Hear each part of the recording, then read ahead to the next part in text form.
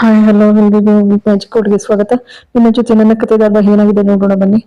ಇಲ್ಲಿ ಸಂಗೀತ ಪಾಪ ಭಾಗ್ಯಮ್ಮನವ್ರಿಗೆ ತಲೆಗೆಲ್ಲ ಎಣ್ಣೆ ಹಚ್ಚಿ ಚೆನ್ನಾಗಿ ಮಸಾಜ್ ಮಾಡ್ತಾರೆ. ಆ ಮಸಾಜ್ ಮಾಡ್ತಾ ಇದ್ರೆ ಅದಾದ್ಮೇಲೆ ನೋಡಿ, ಇಷ್ಟು ನಮ್ಮ ಅಮ್ಮ ಅಂತೂ ನಾವು ಚಿಕ್ಕ ಮಕ್ಳಾಗಿದ್ದಾಗ ಎಲ್ರಿಗೂ ಎಣ್ಣೆ ಮಸಾಜ್ ಮಾಡ್ಬಿಡೋರು, ಎಣ್ಣೆ ಮಸಾಜ್ ಮಾಡಿಸ್ಬಿಟ್ಟು ಮಲಗಿಸ್ಬಿಡೋರು ನೆಮ್ಮದಿಯಾಗಿ. ಚೆನ್ನಾಗಿ ನಿದ್ದೆ ಬರೋದು. ಅದಕ್ಕೆ ಭಾಗ್ಯಮ್ಮನ ಅಂತಾರೆ, ಹೌದು ಹೇಳಿ, ನಮ್ಮನೇಲೂ ಹಾಗೇನೆ, ಅಮ್ಮಂದಿರ್ ಪ್ರೀತಿನೇ ಹಾಗೆ ಅಲ್ವಾ ಅಂತಾರೆ. ಅದಕ್ಕೆ ಇದ್ದೋಳು ಅಂಜು ಇದ್ದೋಳು ಸುಮ್ಮನೆ ಇರೋದಿಲ್ಲ. ಅಲ್ಲ, ನಿಮ್ ಜೈಲ್ನಲ್ಲೆಲ್ಲ ಹೇಗಿತ್ತು ವ್ಯವಸ್ಥೆ?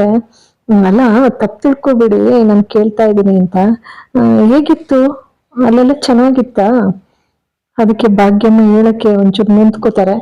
ಅಷ್ಟರಲ್ಲಿ ನಚ್ಚಿನೂ ಕೂಡ ದುರ್ಗುಟ್ಕೊಂಡು ನೋಡ್ತಾನೆ. ಸುಮ್ಮನೆ ಆಗ್ಬಿಡ್ತಾಳೆ. ಅಷ್ಟೊತ್ತಿಗೆ ಇವಳು ತಿವಿತಾಳೆ, ಭೂಮಿ ಯಾರಿಗೇನೇನ್ ಬೇಕು ಹೇಳಿ, ಕಾಫಿ ಟೀ ಎಲ್ಲ ಅಂತ. ಅಷ್ಟರಲ್ಲಿ ರಾಮಣ್ಣವರು ಫೋನ್ ಮಾಡ್ಬಿಟ್ಟು ಕಾರು ಸರ್ವಿಸಿಗೆ ಹೋಗ್ಬೇಕು, ಹಾಗಾಗಿ ಕಾರ್ ಎತ್ಕೊಂಡು ಹೋಗ್ಬೇಕು ಅಂತ ಹೇಳಿ ಮಾತಾಡ್ತಾ ಇರ್ತಾರೆ. ಭೂಮಿ, ಮಾಮ ನಿಮ್ಗೆ ಕಾಫಿನ ಟೀನ ಅತ್ತೆ ಮಾಡ್ಕೊಡ್ಲಾ ನಾನೇ ಮಾಡ್ಕೊಡ್ಲಾ? ಮತ್ತೆ ಅವರು ಗ್ಯಾರೇಜ್ನವ್ರ ಜೊತೆಗೆ ಮಾತಾಡ್ತಾ ಇರ್ತಾರೆ. ಮತ್ತೆ ಕೇಳ್ತಾಳೆ, ಕೇಳಿದಾಗ ನೀನೇ ಕೊಡಮ್ಮ.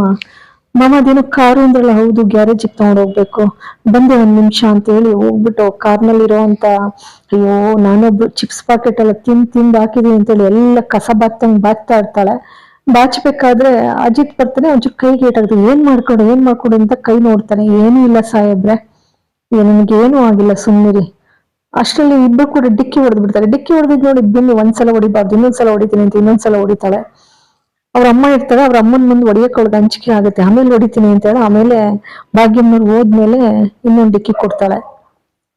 ಇನ್ನು ಒಳಗಡೆ ಪಾಪ ಸಂಗೀತ ಮಸಾಜ್ ಮಾಡೋದ್ ನೋಡಿ ನಚ್ಚಿ, ನನಗೂ ಮಾಡಮ್ಮ ಚೆನ್ನಾಗಿರುತ್ತೆ ಅಂತಾರೆ. ರಾಮಣ್ಣವರು ಗೇಲಿ ಮಾಡ್ತಾರೆ, ಸಂಗೀತ ಒಂದ್ ಪಾರ್ಲರ್ನ ಇಟ್ಕೊಬಿಡು ಸರಿ ಹೋಗುತ್ತೆ ಅಂತ ಹೇಳಿ. ಎಲ್ಲ ನಗ್ತಾರೆ. ಹ್ಞೂನ್ರಿ, ಬಾ ದೇವಿಯಾನಿ, ನೀನು ಬೇಕ್ತಿ ಅಲ್ವಾ, ನೀನು ಬೇಕ್ತಿ ಆಗ್ತಿ, ನಿನಗೂ ಮಸಾಜ್ ಮಾಡ್ತೀನಿ ಬಾ. ಅಯ್ಯೋ ಇಲ್ಲಪ್ಪ, ನನಗೆ ಅಷ್ಟು ಸಮಯ ಇಲ್ಲ, ಅವಳ ಸ್ಟೈಲ್ ಬಾಲಿ ಅವಳು ಕೊಲೆ ಮಾಡೋದು ಅದು ಇದು ಮಾತಾಡೋದೇ ಸರಿ ಹೋಗುತ್ತೆ. ಸರಿ, ಇಲ್ಲಿ CC ಕ್ಯಾಮ್ರಾ ಫುಟೇಜ್ ಎಲ್ಲ ನೋಡಿದಾಗ ಶಾರದಾ ಮನೆ ಹತ್ರ ಬಂದಿದ್ದು ಎಲ್ಲ ಗೊತ್ತಾಗ್ತದೆ. ಶ್ರವಣಿಗೆ ನೋಡ್ಬಿಟ್ಟು, ಅಯ್ಯೋ ಎಂತಾನೆ ದೇವ್ರಿಗೆ ಎಷ್ಟು ಆಟ ಆಡಿಸ್ತಾನೆ ನಮ್ನ ಅಂತ ಹೇಳಿ ನೊಂದ್ಕೊಡ್ತಾರೆ. ಆ ನೊಂದ್ಕೊಂಡಾಗ ಭೂಮಿ ಇದ್ದವಳನ್ನ ಒಂದ್ ಸ್ವಲ್ಪ ನೋಡಿದ್ರು ಕೂಡ ಸಿಕ್ಬಿಡೋದ್ರೇನೋ, ಮನೆಯೊಳಕ್ಕೆ ಕರ್ಕೊಂಡ್ ಬರ್ಬೋದಿತ್ತು ಅಂತ. ಏನ್ ಮಾಡಕ್ಕಾಗತ್ತೆ ಮಾವ, ಬಾಳ ನೋವಾಗ್ತದೆ, ಬೇಜಾರ್ ಮಾಡ್ಕೊಬಿಡ ಬಿಡು. ಯಾಕೆಂದ್ರೆ ನೀನು ಅತ್ತೆನ ಕರ್ಕೊಂಡ್ ಮನೆಗ್ ಬಂದೇ ಬರ್ತೀನಿ ಅಂತ ಅಂದಿದ್ದಲ್ಲ, ಕರ್ಕೊಂಡೇ ಬಂದಿದೀಯ, ಆದ್ರೆ ನಮ್ಗೆ ಅದೃಷ್ಟ ಇಲ್ಲ ಅಷ್ಟೇ ಅಂತ ಹೇಳಿ.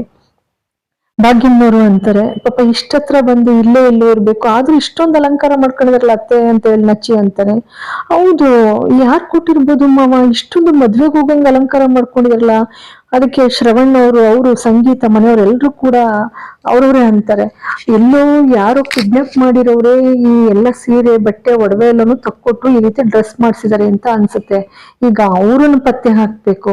ಅದಕ್ಕೆ ಅಜಿತ್ ಅಂತಾನೆ, ಬೇಸರ ಮಾಡ್ಕೋಬೇಡಿ ಮಾವ, ಏನೇ ಆಗ್ಲಿ ಅತ್ತೆನಂತೂ ಬಿಡದೆ ನಂಗೆ ಕರ್ಕೊಂಡ್ ಬರ್ತೀನಿ ಅಂತ ಸದಾ ನನಗೆ ಹೇಳ್ತಾರೆ. ಎಲ್ಲಾ ಕಡೆನೂ ಕೂಡ ಪೊಲೀಸ್ ಹಾಕ್ಬಿಡಿ, ಎಲ್ಲೂ ಬಿಡ್ಬೇಡಿ ಅಂತೇಳಿ. ಅಷ್ಟೊತ್ತಿಗೆ ಪಾಪಿ ದೇವಿಯಾನಿ ಹೋಗ್ಬಿಟ್ಟು ಭದ್ರನ್ಗೆ ಹೇಳಿರ್ತಾಳೆ ಕೊಲೆ ಮಾಡಕ್ಕೆ ಅಂತ ಹೇಳಿ. ಇಲ್ಲಿ ಭೂಮಿ ವ್ರತ ಕೈಗೊಂಡಿರ್ತಾಳಲ್ಲ, ಅದಕ್ಕೆ ಸಂಗೀತ ಅಂತ, ನೋಡು ಭೂಮಿ, ನೀನು ವ್ರತ ಕೈಕೊಂಡಿರೋ ಸಂದರ್ಭದಲ್ಲೇ ಸೂಚನೆಗಳು ಗೊತ್ತಾಗ್ತಾ ಇದೆ, ಶಾರದಾ ನಮ್ಗೆ ಖಂಡಿತ ಮನೆಯೊಳಗೆ ಬರ್ತಾಳೆ ಅಂತ ಹೇಳಿ.